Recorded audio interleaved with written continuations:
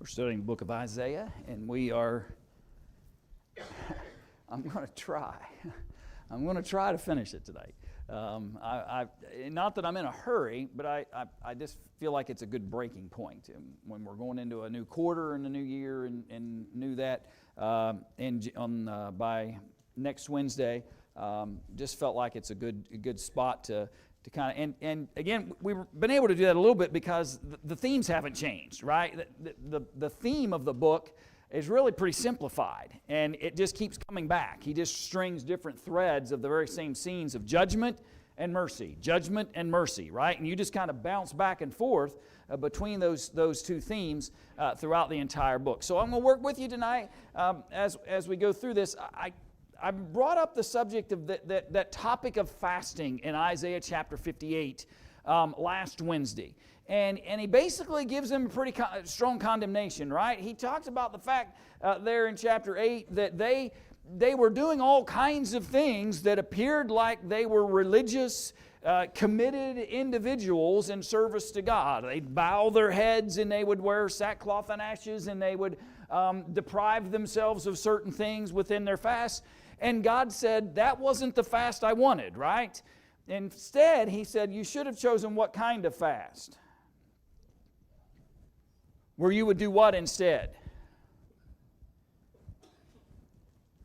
You may remember the end of chapter 58 when He talks about He wants service instead, right? Just let me read it again to you. Is not this the fast that I have chosen for you out of around verse 5 of chapter 58? To loose the bands of wickedness, to undo the heavy burdens, and to let the oppressed go free, and that ye break every yoke. It is not to deal thy bread to the... Is it not to deal... I did the same thing last week. I reversed those words. Is it not to deal thy bread to the hungry, and that thou bring the poor that are cast out to thy house, when thou seest the naked, and thou cover him, and that thou hide not thyself from thine own flesh? That's what God wants. And we can come into assembly after assembly after assembly and try to give the appearance that we're religious people.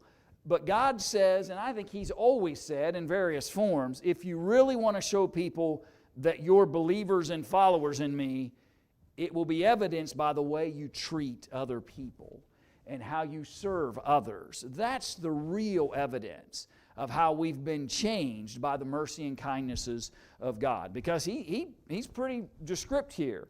And that God didn't approve of all these things they were doing, even though they were qualifying them as acts of worship.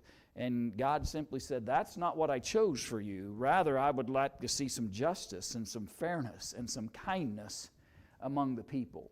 And I brought that topic up a little bit at the very, very end of our study last week. I said I'd come back and give you a chance in case you had questions or thoughts about chapter 58's discussion before I moved on.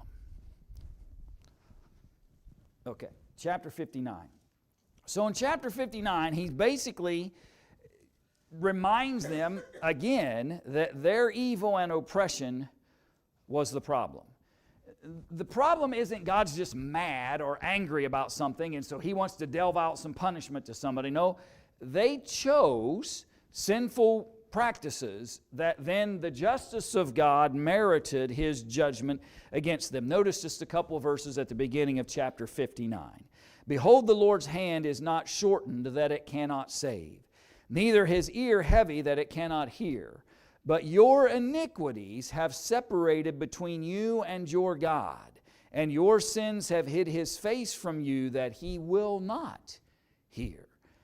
It's interesting, right? He says it's not that somehow God has an inability to fulfill any purpose that He chooses to fulfill. He can reach out and save anybody that He wants to save.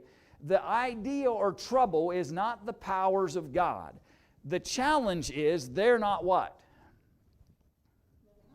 They're not living up to it. Your iniquities have done what? Separated. Their decision making, their choices had separated themselves between themselves and God, and because of that, He can't reach them. He doesn't reach them, maybe is a better way to say that. They determined to make choices and decisions that had severed their relationship with the Creator, and because of that, He has hidden His face from them that He will not hear. And so that's an important aspect that we need to appreciate about this relationship and challenge that they have. Thoughts about that principle?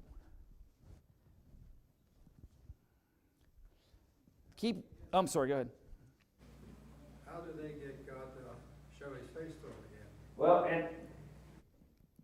and the truth, in their circumstance, God just finally decides to do it, right? In their circumstance, He punishes them, He judges them, He sends them into captivity. He allows them to stay into captivity for a period of time, and in His own decision-making, He decides, I still need them for purposes, and He restores them back into relationship with Him by His own timetable and His own decision-making. Jesus will ultimately bring the ability to bridge the gap between man and God when He ultimately arrives on the scene. And they've got to change their lives. And is it the changing of the way they live, or is it going to God in prayer with an honest heart? Well, Bob, I would say that's how we would bridge that gap. They're different. And it sounds odd to say, but their relationship with God is different. They're a physical nation of people that He's made a covenant to. He will use them. And I don't want to say He doesn't have any choice, because God's always got choice, right? He can do whatever He decides to do. But in His own process and plans, He's already planning to restore them. And I think He will see some levels of change among them. Many of them will be gone, right? Many of that generation will have died off by the time the restoration occurs. But theirs is different. I don't know how else to describe that. Their ability to come back into relationship with God has more to do with just God determining it's time to put them back into His purposes than it does with us, where we actually make a decision and choice to seek forgiveness and reconciliation and reach out to Him for that mercy. I think how we do it and what they were doing may be slightly different. That's just how I see that. There's always been a remnant.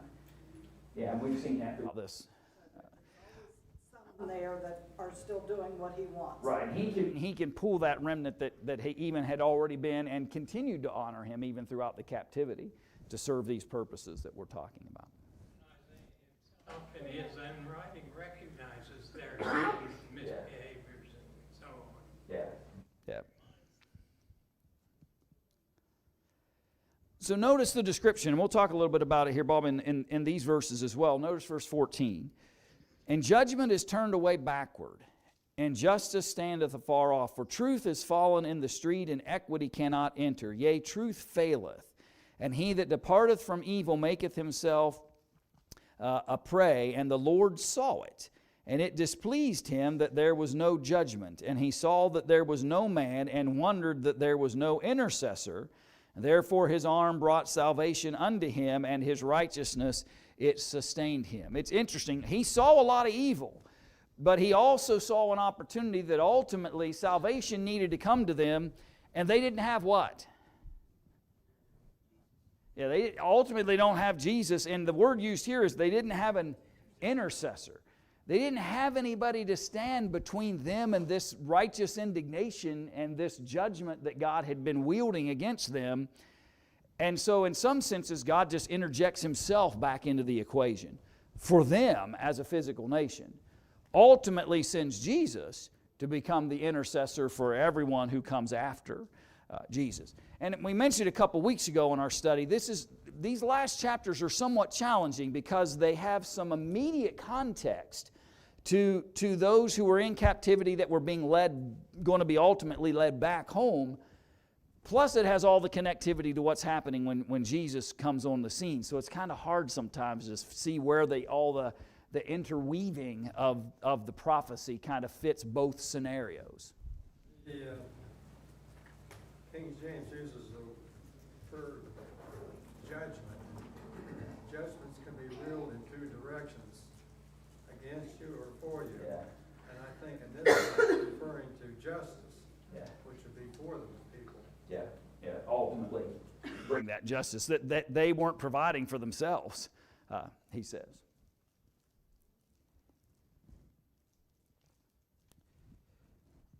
And then there's a moment later in the chapter where he uses this interesting, what I'll call an interesting foreshadowing of something to come, because he says, "For he put on righteousness as a breastplate, and a helmet of salvation upon his head. And he put on the garments of vengeance for clothing, and was clad with zeal as a cloak." That sounds a lot like what? And I gave you the text on the screen. Yeah, that's Ephesians 6. That's the armor of God, right? Isaiah is prophesying about the same kind of description that ultimately Paul will use to discuss what Christians should do as it relates to preparing themselves for service to God. And it's interesting to me about that is that the basic preparation, if you will, mechanics of preparing oneself to serve the Lord hasn't changed. The basic principles of how to prepare yourself to serve the Lord in the days of Isaiah is not any different than in the days of Paul, when he uses Isaiah's words to encourage folks to put on the proper armament and preparation to serve and honor God and His purposes. And you see it here in this text as well. Jump to chapter 60. So ultimately he talks about then, "And light is coming that all men will be able to see." Verse 1 of chapter 60. "Arise, shine, for thy light is come, and the glory of the Lord is risen upon thee. For behold, the darkness shall cover the earth, and gross darkness the people. But the Lord shall arise upon thee, and His glory shall be seen upon thee. And the Gentiles shall come to thy light, and the kings to the brightness of thy rising." It's interesting language, because here is this light that ultimately is going to come to the world. Jesus, obviously, we've talked about that already in our study, is that light. He is that coming servant that God had promised would arrive and to bring the benefits that God desired to show upon all mankind. You see yet another reference to the Gentile world being allowed access to this glory and light that is coming. And later in the same narrative, in chapter 60, verse 18, he'll speak about the victory that light's bringing. Notice verse 18. "Violence shall no more be heard in thy land, wasting nor destruction within thy borders. But thou shalt call thy walls salvation, and thy gates praise. The sun shall be no more thy light by day, neither for brightness shall the moon give light unto thee. But the Lord shall be unto thee an everlasting light, and thy God thy glory. Thy sun shall no more go down, neither shall thy moon withdraw itself. For the Lord shall be thine everlasting light, and the days of thy mourning shall be ended." Now again, here we go, right? Interweaving these messages that have immediate impact upon the recipient, but that sounds a lot like what else? Yeah, it sounds like the New Testament. In particular, it sounds like the book of Revelation, doesn't it? Let me share that with you. Go over into Revelation chapter 21. I'll show it to you on the screen as well.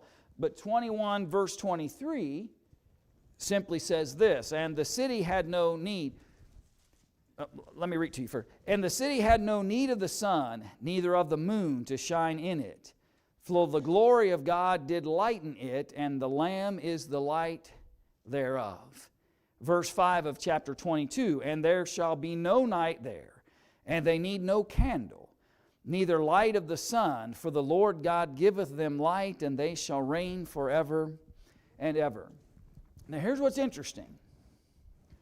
So in the days of Isaiah, when he writes that prophecy and he speaks those words to the people, it's in the midst of God's judgments, right? Who had taken over the northern tribes? I'm just refreshing your memory here. Assyria, right? So Assyria had come down and taken over Israel and afflicted them and challenged them and created all kinds of problems for them, and the oppression that came.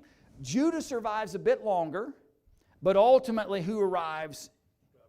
Yeah, Babylonians, right? At the leadership of Nebuchadnezzar. He has success in coming and bringing tremendous siege, tremendous sadness in the days of Isaiah, when that judgment of God comes through those sources, that oppression that came from those enemies of God's people. And in the midst of that recovery from that, is there any hope in that? Is there any way to overcome this, what seemingly this sad, oppressive state that I don't know whether there's answer to? And then Isaiah reminds them, God is an everlasting light. God doesn't need the sun nor the moon to produce that light. He is light Himself. And so it's a message of encouragement. Well, what's going on when, by the way, John's not quoting, right? Well, I just gave you the answer, by the way. Who wrote that? Right? This is John's revelation. Right? Isaiah is talking about his prophecy. John's not quoting Isaiah. John is describing his vision, right? And I think that's a mistake sometimes people might make in study. They over compare. And they almost try to make what Isaiah is speaking about and maybe what some of the things in the book of Revelation are talking about as if they were synonymous with one another. They're not. They're similar language that serve similar purposes. But Isaiah received his prophecy. John receives his vision, his prophecy, and they're both recording it. When they were oppressed and challenged under the Assyrians and Babylonians and various other enemies, and it felt like darkness reigned and ruled, God was a light, if they looked to it. Well, who's the problem in the book of Revelation? That's Rome, right? The same challenges and oppression and difficulties that God's literal people, nation, was suffering under its enemies in the days of Isaiah. Well, Rome was creating the same kinds of challenges and difficulties for God's spiritual nation, the church, in the days of John's writings. And John uses the same kind of language in his vision of what he sees to encourage people to realize there is a place that isn't as dark as what you're seeing around you. And then fast forward for our own application and understanding. When we feel like the world is bleak and dark and miserable, God's an everlasting light. And He has a home, a place, where He reigns over it as its light.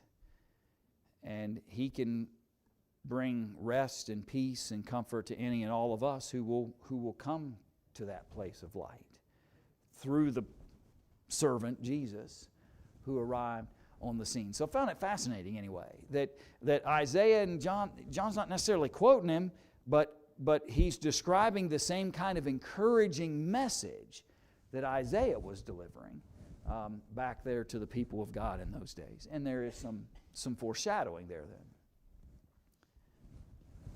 Your thoughts up to that? So jump to chapter 61. So, oppression, darkness, difficulty, judgment. Your iniquities and sins have separated you from God, right? And you need an intercessor. That's been the messaging that we've seen over the past several chapters. And then you hit chapter 61, and Isaiah says, but God's favor is going to come back. It's coming back. Verse 1 of chapter 61. The Spirit of the Lord God is upon me, because the Lord hath anointed me to preach good tidings unto the meek. He hath sent me to bind up the brokenhearted, to proclaim liberty to the captives, and the opening of the prison to them that are bound, to proclaim the acceptable year of the Lord, and the day of vengeance of our God, to comfort all that mourn, to anoint unto them that mourn in Zion, to give unto them beauty for ashes, the oil of joy for mourning, the garment of praise for the spirit of heaviness, that they might be called trees of righteousness, the planting of the Lord that might be glorified. it's interesting because Isaiah seems to talk about that from his own perspective, right? When he says, the Spirit of the Lord God is upon me. Most often, and when Isaiah was specifically and directly pointing to Jesus, he would talk about that coming servant, or he would talk about God's blessed servant, or he would use some kind of qualifying term that would help us recognize Isaiah is not specifically appointing this message to himself. He's got an object out here in the future that he's talking about. But in this moment, he says this spirit, this mindset, this messaging was upon him, that he should preach a message of good tidings to his audience, to those that were struggling and challenged and bound, and that there was an acceptable year of the Lord. There was a moment in time in which God would bring freedom and liberty back to His people. And yet, it's exactly what Jesus said of whom? Of Himself. In Luke chapter 4 and verse 18, Jesus speaking says, the Spirit of the Lord is upon me, because He hath anointed me to preach the gospel to the poor. He has sent me to heal the brokenhearted, to preach deliverance to the captives, and recovering of sight to the blind, to set at liberty them that are bruised, to preach the acceptable year of the Lord. Parallel language? Yes. Same purpose of messaging? Yeah. There's hope. There's promise. There's deliverance. For those that Jesus spoke to, what was holding them captive? Sin. Sin is what led to Judah and Israel's captivity, but they were literally captives, right? They were literally addressing captivity, and Isaiah says there's an acceptable day of the Lord that's coming, that you'll be delivered from that and those challenges. Again, all I'm trying to illustrate to you is parallel language, parallel circumstances, great foreshadowing. But when Isaiah said it, it had purpose and meaning to the contemporaries of Isaiah's day. He's not just saying it so that Jesus can requote portions of it later in history. He says that this message was upon him, Isaiah said, and that message would go forth and help and aid in those that he would speak it to. Jesus uses similar language because the circumstances are similar. And there's a new appointed day of deliverance and freedom and liberty that will come in the days of Jesus. It's just an interesting parallel or comparison between two. And obviously I was thinking wrong, but I was thinking the year of the Lord here was referring to the second coming of Christ, the year of Jubilee. Yeah. And I definitely don't see that in Isaiah. I think Isaiah's got in his mind the idea of what God's plans and purposes and an acceptable time period for God to fulfill it. And I really think that if anything, Isaiah is pointing to the time that Jesus arrives the first time. If there's any comparison there in relationship to that phrase. And I think when Jesus says it here of himself, I think he's talking about the moment he's in. This was the acceptable time for the servant to come, for Jesus to come. That's just what I saw. Doesn't necessarily mean I'm right, but that's what I saw in that text. So chapter 62 makes an interesting statement, because he talks in verse 2 of Isaiah chapter 62 that when these things become fulfilled, when that servant, that coming servant, when Jesus arrives on the scene, they're going to be referred to, well, let me rephrase that, at least some appearances of that maybe, that they'll be referred to as or by a new name. And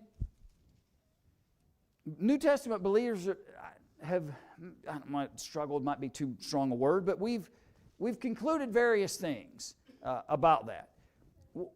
What could that new name refer to?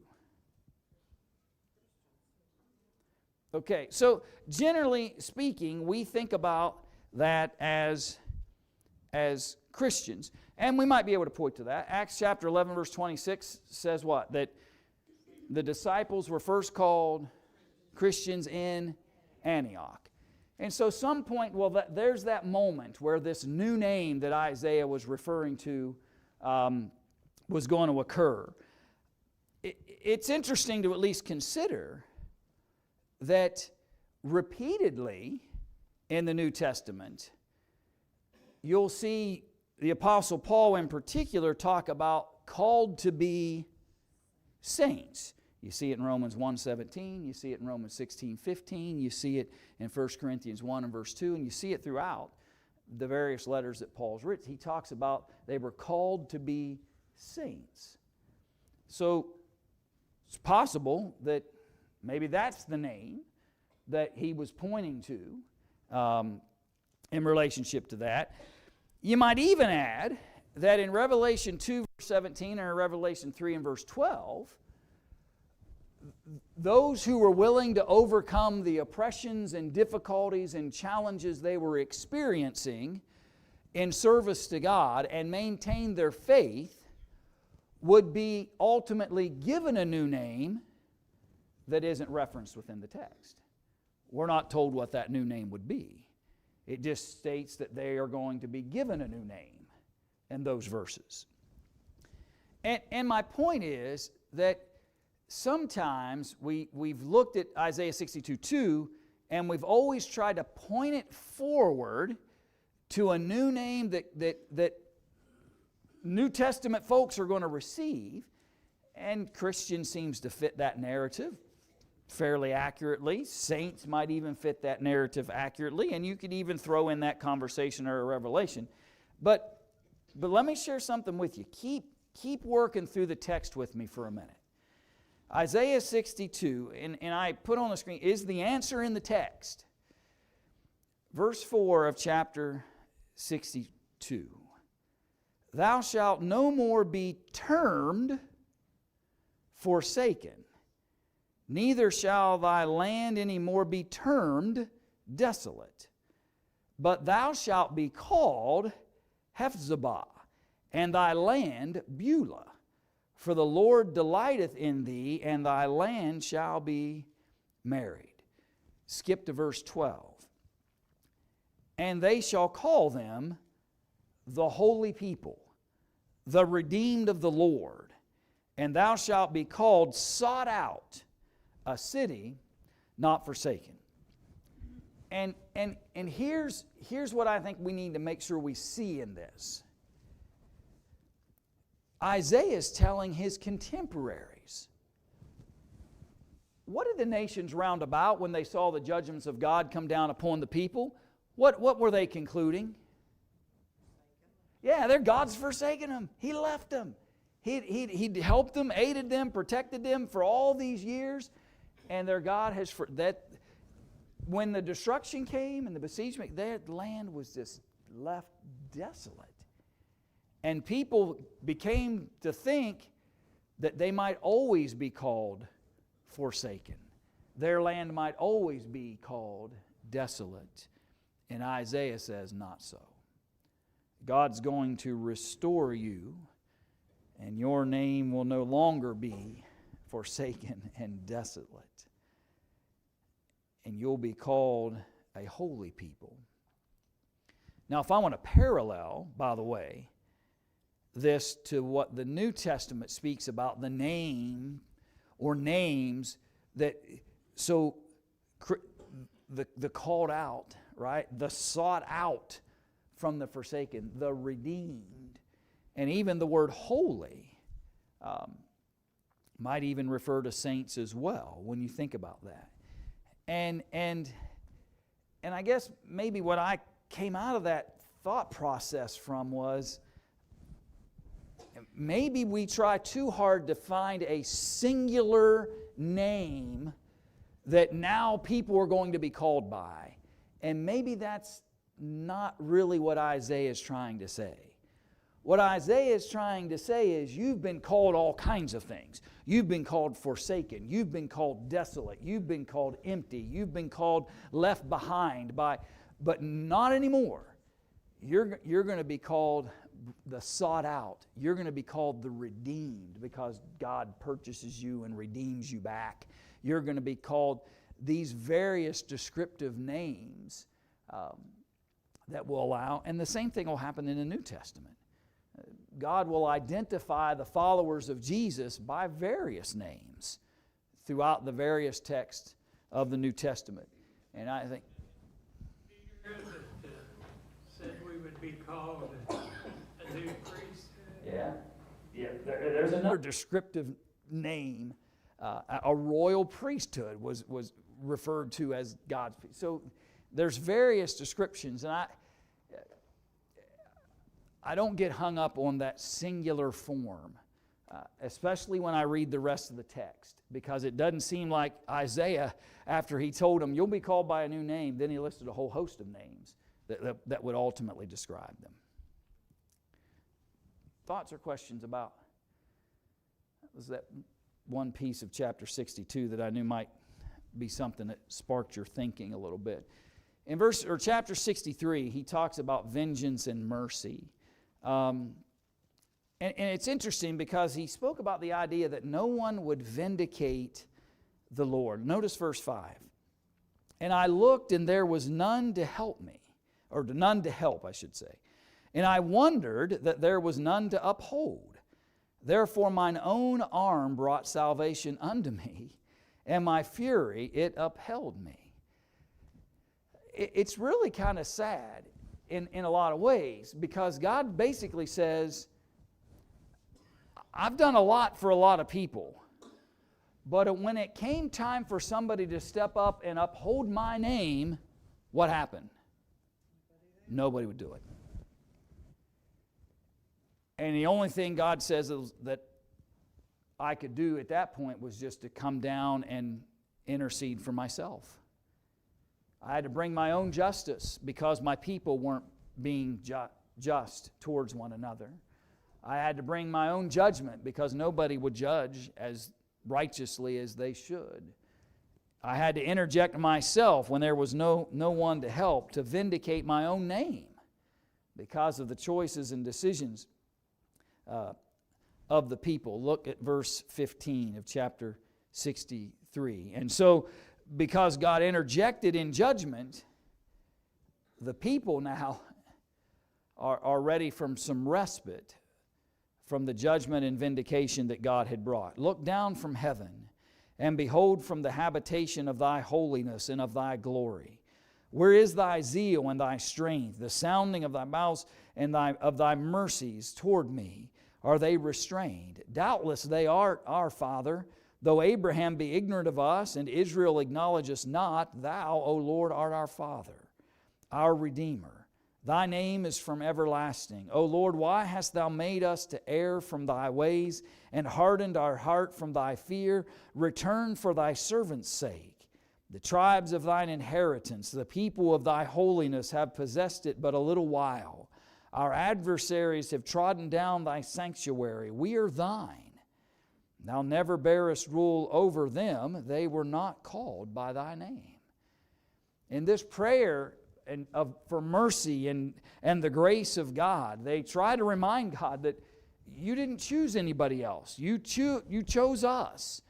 And we're going to try to get back in the right paths here and start making better decisions in relationship to you. And I jumped to chapter 64 because the prayer hasn't stopped. If you just keep reading into chapter 64, the prayer for mercy hasn't stopped. He just keeps going. I'm going to jump to verse 9. Be not wroth very sore, O Lord, neither remember iniquity forever. Behold, see, we beseech thee, we are all thy people. Thy holy cities are a wilderness. Zion is a wilderness. Jerusalem a desolation. Our holy and our beautiful house, where our fathers praised thee, is burned up with fire. and all our pleasant things are laid waste. Wilt thou refrain thyself for these things, O Lord? Wilt thou hold thy peace and afflict us very sore? They're just pleading with God. When will this be over? Is there any mercy coming? Look at the city. It's a wreck. The temple in which your people have praised your name, it sits desolate. How long will you continue to be frustrated and angry with us? Beginning of chapter 63, God says, I had to interject myself to bring the condemnation that needed to come because they wouldn't judge righteousness. Then they've been suffering the consequences of the vindication of God. And for several lengthy verses within the narrative, they're pleading with God. Can it end? Is it time for mercy to be extended?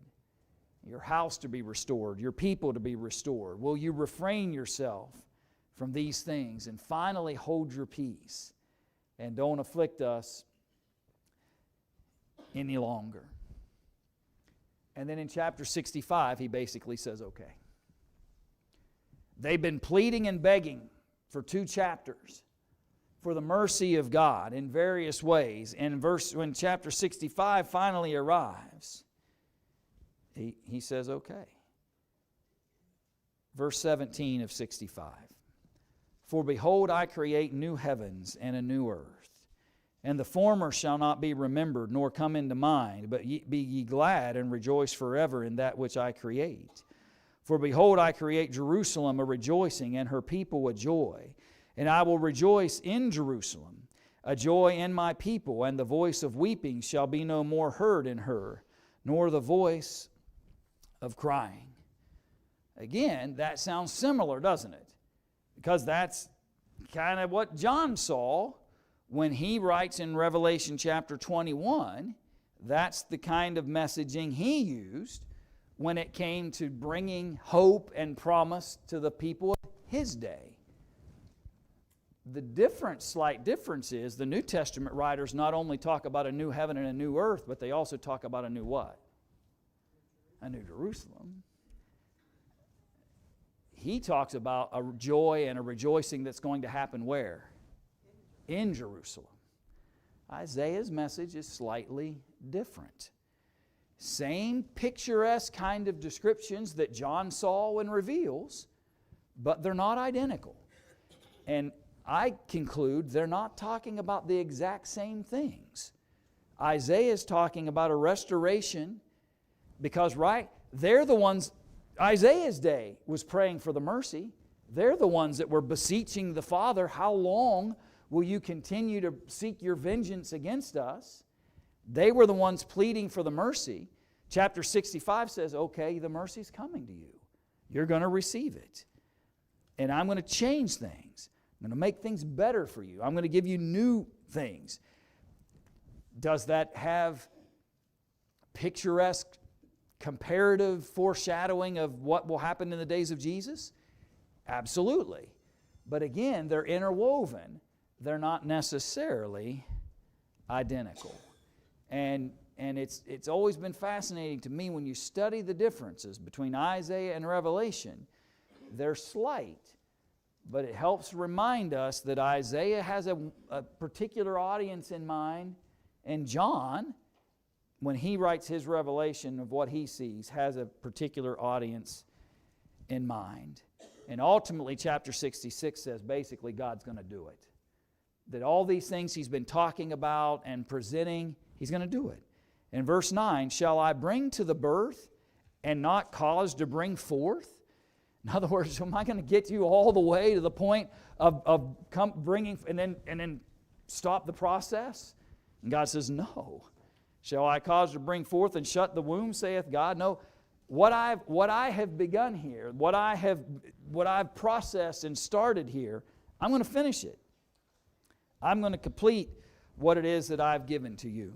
Notice with me, last thought for this study, but verse 23 of chapter 66. It shall come to pass that from one new moon to another, and from one Sabbath to another, shall all flesh come to worship before me, saith the Lord. And they shall go forth and look upon the carcasses of the men that have transgressed against me. For their worm shall not die, neither shall their fire be quenched, and they shall be an abhorring unto all flesh. What's that sound like? That sounds like Mark chapter 9, right? When Jesus is describing what hell will be like. That's the same description. Isaiah talks about the fact that when men witness the judgments that God brought, go back in your mind's eye for a minute. Think about all those chapters we talked about. Judgment upon nation after nation after nation, which was going to leave, for lack of a better description, and I'll use Isaiah's word, a lot of carcasses, right? A lot of carnage throughout that process. And when people witness and see that, they will have no choice but to admit the power of God. When Jesus talks about the consequences and judgment of God in Mark chapter 9, he uses the same language Isaiah does in order to help people appreciate the severity of when God determines to bring judgment or mercy. He has the power to fulfill it, has and will continue to do that. Thoughts or questions? Gave you all of no time at all to do that. It's been a good study. And I know we probably hit the gas pedal a lot faster in this study than we normally do in our studies, but I wanted to try it that way. We normally might sometimes, if for 66 chapter book, 3 years from now, we'd still be talking about it under the old way. But just thought I'd take a survey approach to this study.